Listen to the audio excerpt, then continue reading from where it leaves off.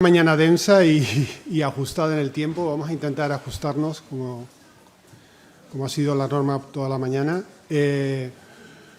Vamos a hablar de síndrome nefrótico en nefrología pediátrica. Ha sido un quebradero de cabeza para todos durante muchos años y sigue siéndolo.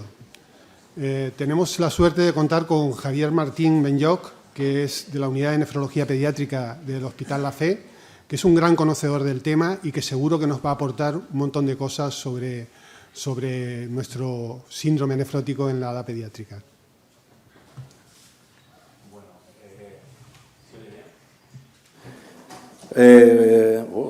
Buenos días. Pues eso, hechas las presentaciones directamente al tema para ir un poquito mejor de tiempo. Hablar de avances en el síndrome nefrótico primario. Esta es un poquito la estructura que voy a llevar. Primero, hablar un poquito de la clasificación para situarnos dentro del síndrome nefrótico, después de los avances que han habido en el diagnóstico y después, para acabar, los avances que han habido en la terapia, ¿no? Esos son los tres bloques de la presentación. Y primero una idea inicial, ¿no? Y es que el síndrome nefrótico, yo creo que todos tenemos un poquito en la cabeza que es una entidad heterogénea que engloba múltiples enfermedades que algunas conocemos ya, pero que muchas otras aún no conocemos y que durante la historia hemos ido clasificando con varias clasificaciones distintas con un fin operativista, ¿no? Para ir funcionando con su tratamiento. Así tenemos 3, 4, 5 maneras de clasificarlas según ítems determinados. Empezaremos, yo creo que el ítem más importante es la etiología y es lo que un poquito para orientar a dónde estamos. Hay que diferenciar entre el secundario, ¿no?, que está asociado a enfermedades sistémicas o procesos que causan daño glomerular, que esos son muy poquito frecuentes en los niños porque aún no les ha dado tiempo, ¿no? Y todo un desafío en el mundo de los adultos, porque es el primer eslabón, la primera diferenciación que tenemos que hacer para llevar al adulto con síndrome nefrótico. Y lo tenemos que distinguir del primario, que es del que vamos a hablar. Se trata de una podocitopatía directa, ¿de acuerdo? Existen distintos tipos, ¿no?, de primario, cada vez estamos sabiendo más sobre esto e iremos hablando poquito a poco. Otra manera de clasificar según la edad del debut, ¿vale? Y es que puede debutar a una edad tan tierna como antes de los 3 meses, donde tendremos el congénito, incluso hasta el año de vida estaríamos hablando del genético, donde vamos a priorizar el estudio de estos genes por delante de biopsia, que evidentemente no vamos a hacer, incluso evidentemente no vamos a tratar. El síndrome nefrótico de los 1 a los 12 años, que ese es el típico nuestro, ¿no?, el idiopático, el que va con corticoide y en el que tampoco vamos a hacer estudio genético, tampoco vamos a hacer una biopsia y nos lanzaremos directamente al corticoide. ¿Y qué pasa a partir de los 12 años? Pues que nosotros nos empezamos a poner un poquito nerviosos porque nos adentramos un poquito al síndrome nefrótico del adulto, donde todos sabemos que la biopsia nos va a ofrecer mucha ayuda porque comprende un grupo muy heterogéneo de patologías, donde la corticoresistencia aumenta hasta el 40%, a diferencia del 10% de los niños, y donde no nos tenemos que olvidar tampoco del estudio genético, como diremos más adelante. Y quizá esta es la manera de clasificar príncipe el síndrome nefrótico, ¿no?, según su respuesta a corticoides, ¿no? Y esto es un poquito la diapo, yo creo que tenemos que tener todos en la cabeza, que el síndrome nefrótico está esto es en niños, el corticosensible en un 90%, pero en un 10-15% es corticoresistente, y aquí siempre tenemos que tener en la cabeza la diferencia, el monogénico por un lado, y si no es inmunogénico, probablemente se trate de un inmunomediado.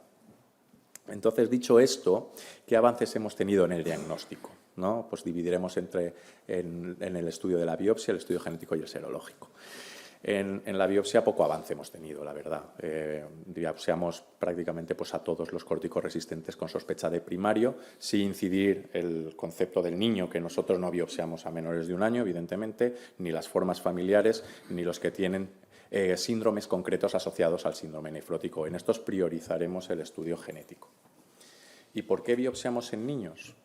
Pues yo lo estuve pensando, ¿no?, cuando preparaba el tema y básicamente es lo que he marcado aquí. Para excluir glomerulopatías de debut parecido que van con síndrome nefrótico córtico resistente también, ¿no?, para que no se nos pasen patologías que tienen tratamientos concretos, ¿no? Clásicamente también buscábamos la esclerosis mesengial difusa porque se asocia a síndromes determinados que tenemos que estudiar sus manifestaciones extrarrenales, pero realmente la información pronóstica nos puede dar información pronóstica y para vigilar el daño del anticalcineurínico, pero sobre todo la primera.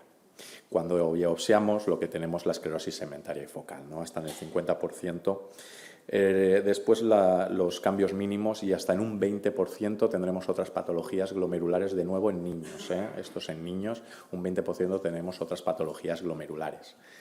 Hemos aprendido con el tiempo que los hallazgos histopatológicos poco tienen que ver, o estamos viendo que poco tienen que ver con el mecanismo fisiopatológico de la enfermedad. Además, hemos visto que existe un tránsito, tenemos que tener en cuenta que existe un tránsito, nos podemos encontrar en una fase aguda, unos cambios mínimos que a los meses o a los años, según la evolución, va a evolucionar a segmentaria y focal hasta en el 50% de los pacientes, incluso un déficit de un gen como el NPHS2 tan frecuente, su expresión en niños va a ser una esclerosis mesengial y difusa, pero si debuta en edad adulta nos podemos encontrar directamente una esclerosis segmentaria y focal.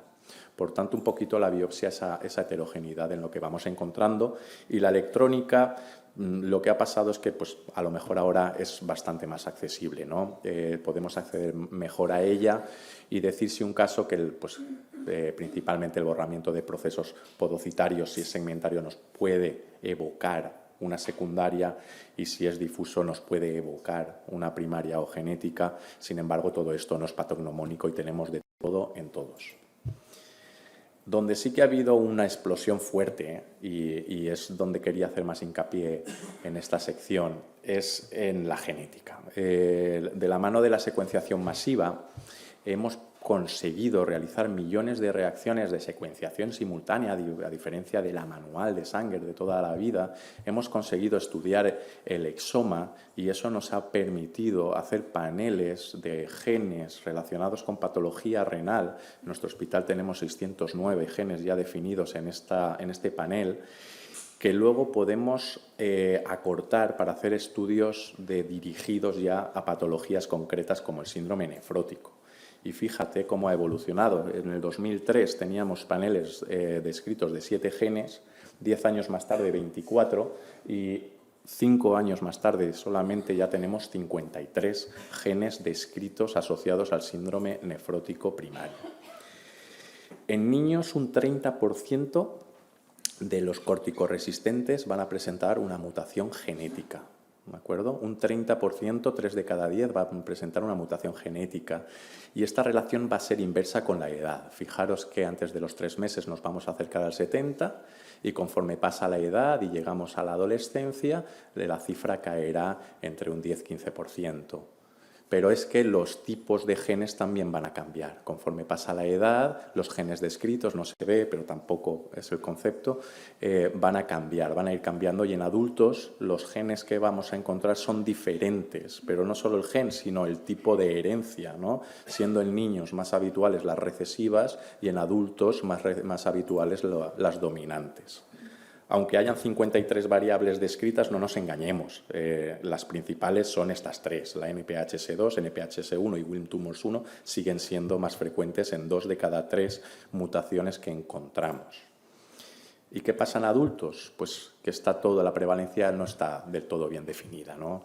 Aquí traigo 4 artículos que me he revisado y describen una prevalencia entre el 11-20% según sean glomeruloesclerosis segmentario-focal, corticoresistente, según haya un componente familiar, entre un 10 y un 20% de prevalencia de patología genética en glomerulosclerosis segmentaria y focal.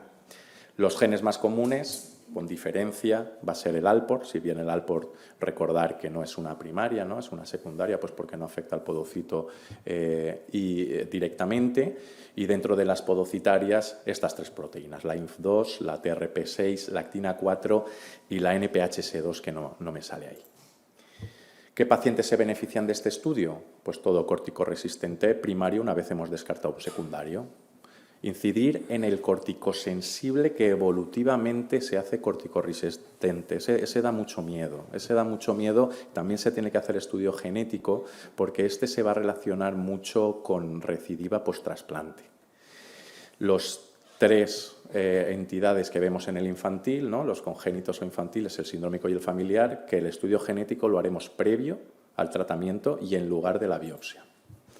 ¿Y por qué hacemos el estudio genético? Pues porque algunas variantes están asociadas a una deficiencia, por ejemplo, de una coenzima Q10, que simplemente con el suplemento, que es barato, bien tolerado y simple, vamos a mejorar el pronóstico.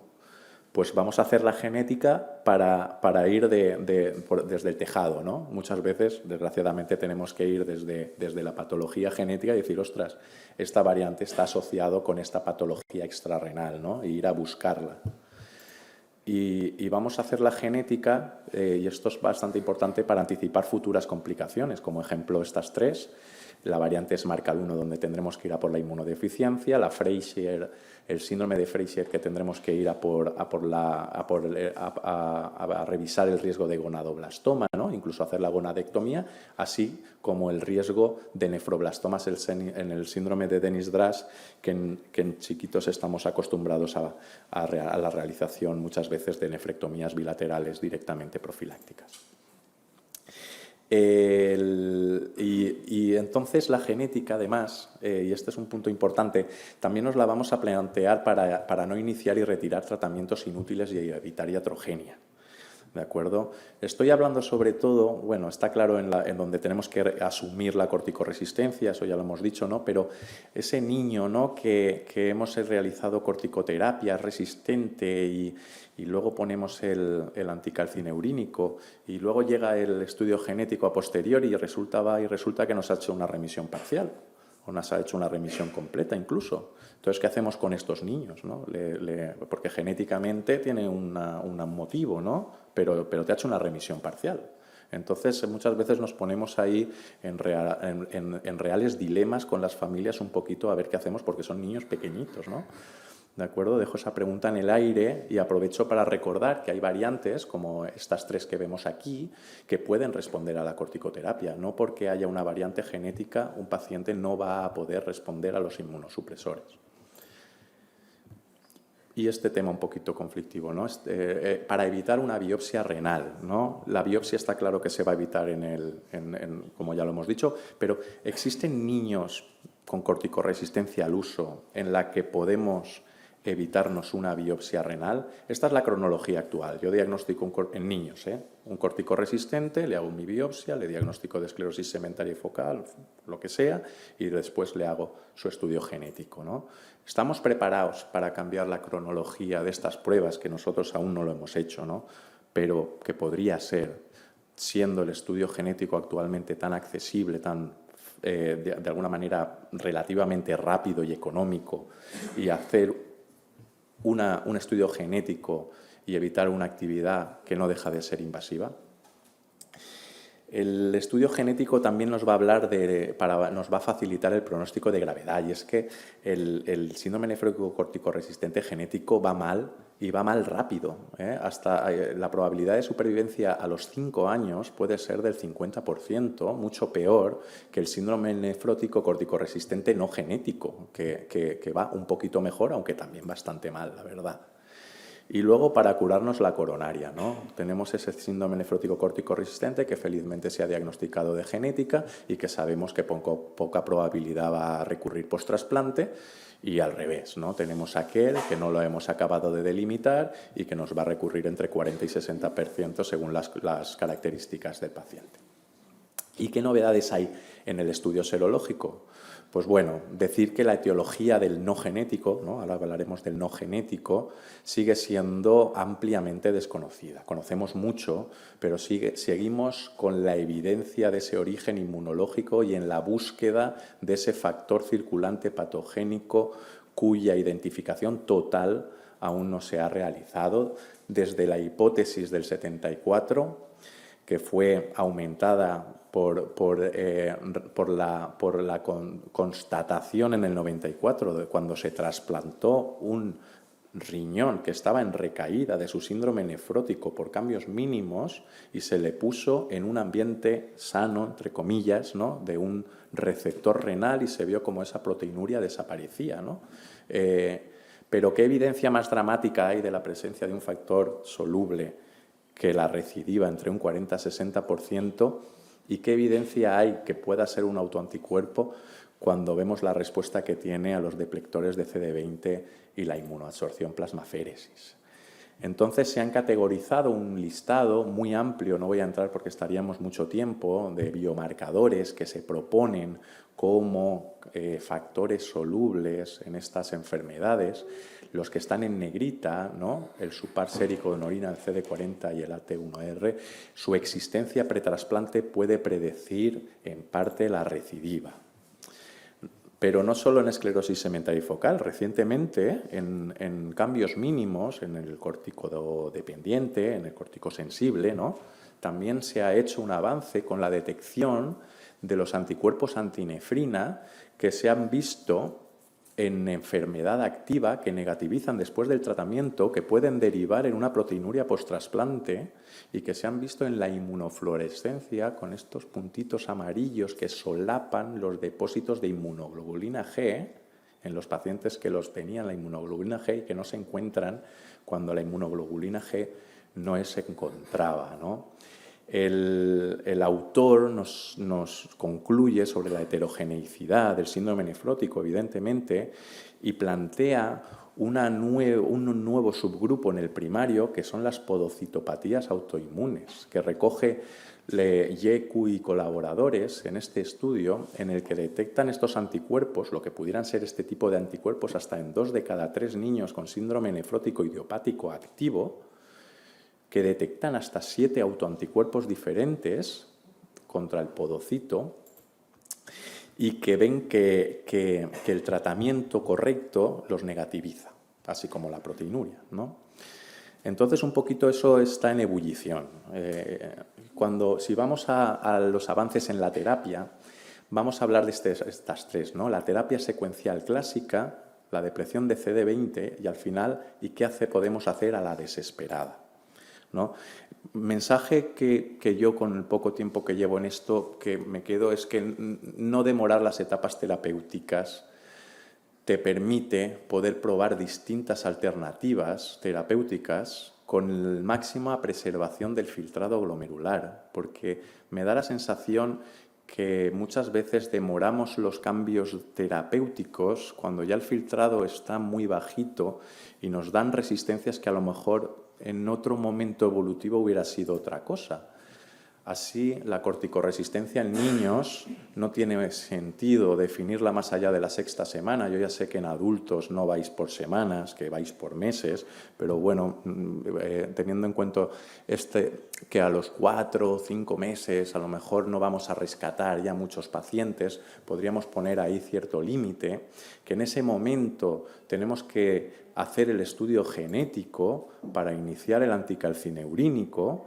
Y el anticalcineurínico a lo mejor a los 12, 24 meses tampoco nos va a rescatar más pacientes a la remisión completa, por lo que nos podemos plantear el rituximab o algún otro deplector del CD20 y a los 2 años, 3 años de tratamiento estar diagnosticando un resistente a múltiples opciones terapéuticas para poder tener un filtrado conservado y poder probar otras cosas, ¿no? Meternos en ensayos clínicos, ir a la desesperada, ¿no?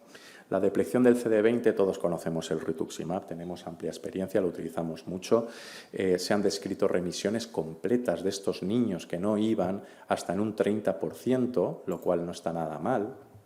Y luego, novedades, están otros tipos de anticuerpos. Este humano, el afotutumab, que estamos empezando a utilizar en pediatría, en pequeños estudios, en los rituximab resistentes y en los que no lo toleran, que fijaros cómo los casos clínicos que presento aquí, una remisión completa hasta el 80, 50, 50%, pero cuando sale el primer estudio randomizado, resulta que la remisión completa se da en 0 de 7 pacientes Bueno, posiblemente se trate que utilizan una dosis de 1.500 aislada, a diferencia de las dosis de hasta 2 gramos por metro cuadrado 5 semanas consecutivas que se utilizaban aquí. Las dosis eran bastante mayores, pero bueno, supongo que las complicaciones también, habría que revisar. Y el uvinutuzumab, que es un anticuerpo humanizado, que solo en niños solo se encuentra este estudio, ¿verdad?, en corticodependientes, y que actualmente está en fase de reclutamiento su uso en esclerosis segmentaria y focal en un ensayo patrocinado por la Clínica Mayo. Y entonces, a la desesperada, ¿qué podemos hacer, no? Ya hemos acabado la terapia renal secuencial, hemos utilizado los deplectores CD20 y tenemos dos opciones, pues yo creo, ¿no? La LDL-aféresis, que todos los estudios son japoneses, que tiene una fisiopreservación descrita, un mecanismo de preservación de la glomerulosclerosis bastante abigarrado y que no vamos a entrar, que publican datos, la verdad, demasiado esperanzadores, del 40 y el 50% de remisión completa a 2 y a 5 años, y que, bueno, que precisa reproducir esos resultados de manera prospectiva y en otras cohortes, y la inmunoabsorción o plasmaféresis en riñón nativo, ¿no? Estos son 3 artículos en pacientes adultos, estos son 2 artículos en pediátricos.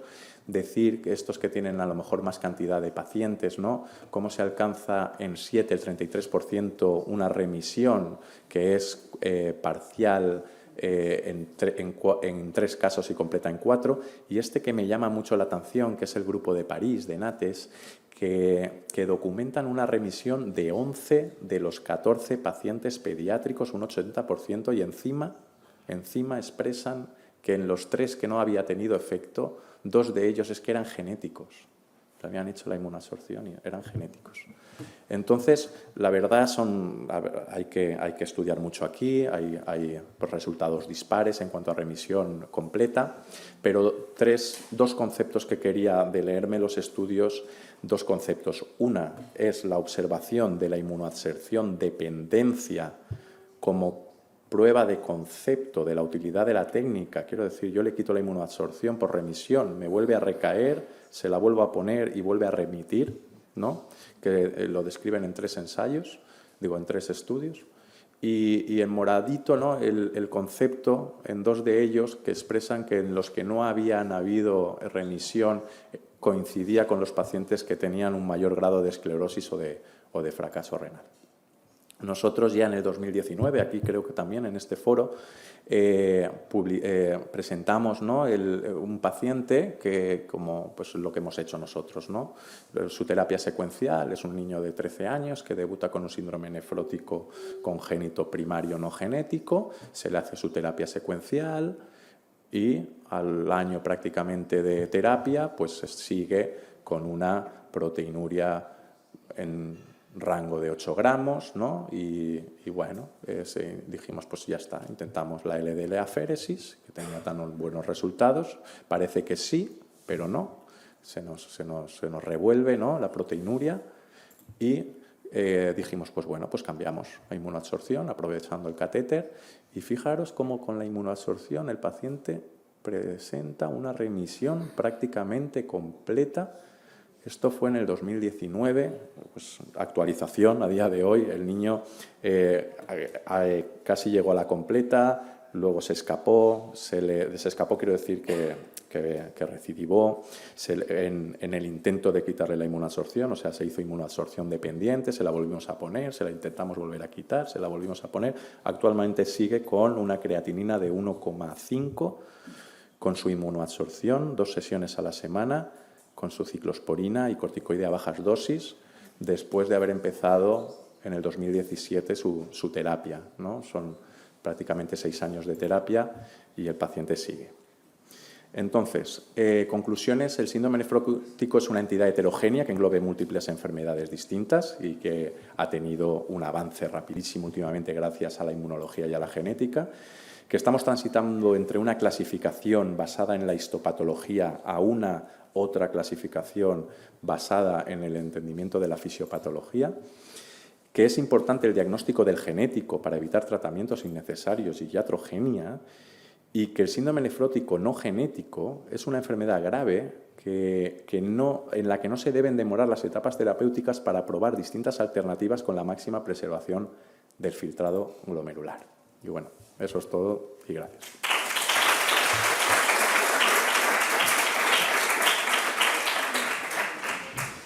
Muy bien, Javier. Queda abierto el turno de preguntas.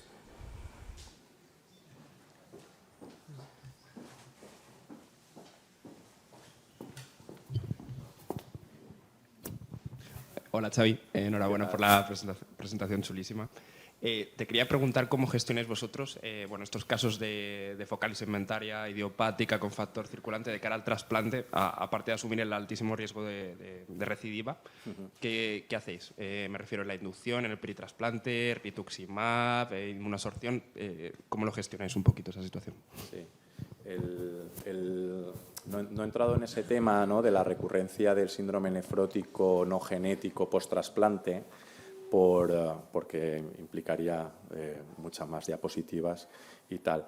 A ver, nosotros en el momento actual la recurrencia post-trasplante no la prevenimos, sí que la tratamos como estamos al acecho, ¿no?, de que pase. Estamos con toda el armamento, nos planteamos, si bien es cierto, ponerle ciclosporina en vez de Prograf, porque parece que pueda estar, pero hacemos eso a lo mejor por nostalgia o algo, pero sí que estamos al acecho de la recidiva para hacer un tratamiento adecuado, pero no, por ahora no hacemos profilaxis, si bien es cierto que estoy hablando de 2 casos, o sea, hemos hecho una glomerulosclerosis segmentaria focal, hicimos en los últimos 10 años hemos hecho una, y 15 a lo mejor 2 o 3. Entonces, la última que hicimos nos hizo una recidiva, que estábamos esperándola. Entonces, pues se trató y curiosamente, esa recidiva que tuvimos hizo una dependencia a la inmunoabsorción. O sea, yo quiero traer un poco la idea esa, ¿no?, que estos son unos factores que están generados en el sistema que no se van, o sea, que hay que controlar. Entonces, que no hay que tener tampoco mucha prisa en retirar las medidas, ¿no?, porque esta niña estuvo 2 años con inmunoabsorción, 2 años, pero porque se lo quitábamos y recaía, y le aumentaba la proteinuria, le bajaba la albúmina de una manera clara. Entonces, pues cuando se lo mantienes, le intentas poner de 3 sesiones de inducción, le pasas a 2, le pasas a 1, le pasas a bisemanales, le pasas a mensuales y finalmente, pues si se lo puedes quitar, se lo quitas. ¿Y una pregunta? Bueno, muchas gracias, Xavi, por la excelente presentación. Me ha llamado la atención el caso que has comentado. Es un paciente que pasáis terapia secuencial, prednisona, ciclofosfamida, tal.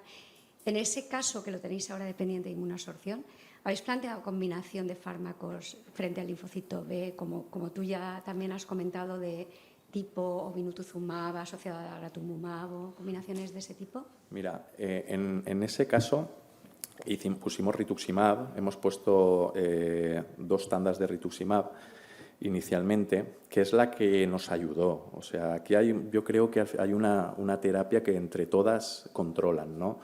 Y el mantenimiento es la ciclosporina y la inmunoabsorción. Esa es la base, creo yo, y sobre eso ir deflexionando, y con eso este niño por lo menos es lo que necesitaba. Los nuevos deplectores de CD20 ya le hemos dado el alta. Entonces, no nos los hemos planteado porque habíamos puesto ya el rituximab y no íbamos a tomar esa determinación porque íbamos a darle el alta ya, le dimos el alta hace ya 2 o 3 meses porque tenía ya 18, 19 años. Pero sí, yo creo que es el punto. Sí, cuando de aquí 10 años venga otro, yo creo que sí que es la idea, ¿no? O sea, si tienes una resistencia a rituximab o una respuesta incompleta, probar otros tipos, porque estos deplectores de CD20 tienen actividades diferentes, no es lo mismo. O sea, uno afecta más a la actividad mediada por complemento, otra potencia más la mediada por anticuerpo, ¿no? O sea, Entonces, es un poquito la filosofía que creo yo que es interesante aquí. O sea, prueba alternativas porque en una de esas puedes dar con la tecla. Toxicidad. Pero es que estos niños a 5 años tienen un pronóstico de supervivencia renal malísimo. Y estos son niños que con 13 años se van a trasplantar, luego van a retrasplantarse porque recaerán, y luego entonces el tercer trasplante, entonces los anticuerpos. Entonces, es que es, no sé, es un problema ético también, ¿eh? Hola, Xavi. Bueno, Me he colado, Josep. Me ha encantado tu charla. Gracias. Los marcadores urinarios, SUPAR, estos que has puesto ahí en una cajita a la izquierda, ¿los tenéis? No. ¿Habéis hecho alguno? Nosotros no los tenemos en el hospital, ¿no? Nosotros no los tenemos. Vale. Yo creo que son marcadores que se han estudiado desde el punto de vista de la investigación, porque todo el mundo anda desde el 74 buscando el factor soluble y lo encuentra uno y el otro no. Pero no creo que se haya llegado a instaurar así de una manera, no sé si me equivoco y alguien conoce, pero yo creo que no se ha instaurado ninguno de ellos como algo estructurado.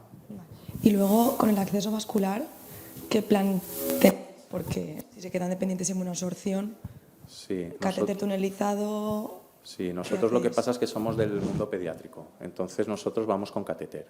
Nosotros vamos con catéter, últimamente estamos utilizando fístula en un niño, pero porque vino con la fístula puesta, entonces hemos ganado un poquito en gestión de la fístula. Es que no tenemos, para tratar una fístula hay que tener fístulas, entonces si tienes una fístula vas a tener muchas complicaciones. Nosotros estamos abocados al catéter por ahora, yo creo, y es interesante, porque tendríamos, yo creo, que muchas complicaciones con las fístulas.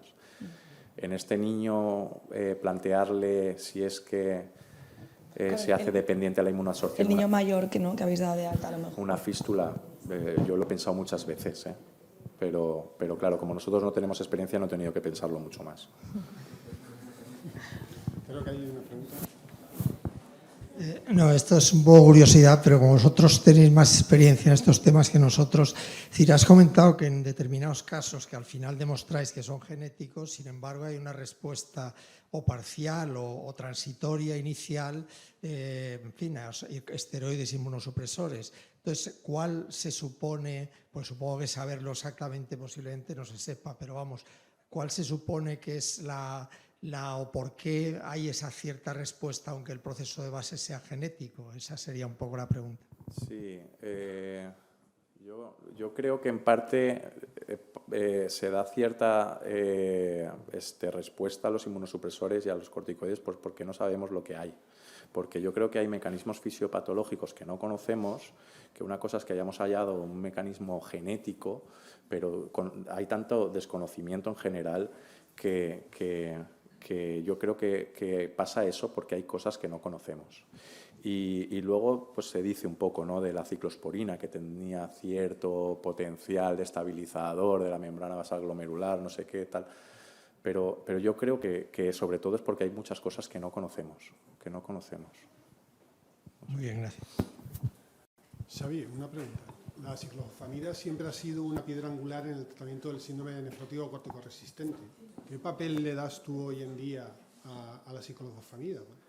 Vale, sí. La ciclofosfamida en el corticoresistente y en el corticosensible. En el corticosensible cada vez la estamos utilizando menos. Sin embargo, en el corticoresistente yo creo que sí que vale la pena utilizar, porque me parece un inmunosupresor bastante potente para agotar esa tecla, ¿no?, de posibilidad de remisión, ¿no?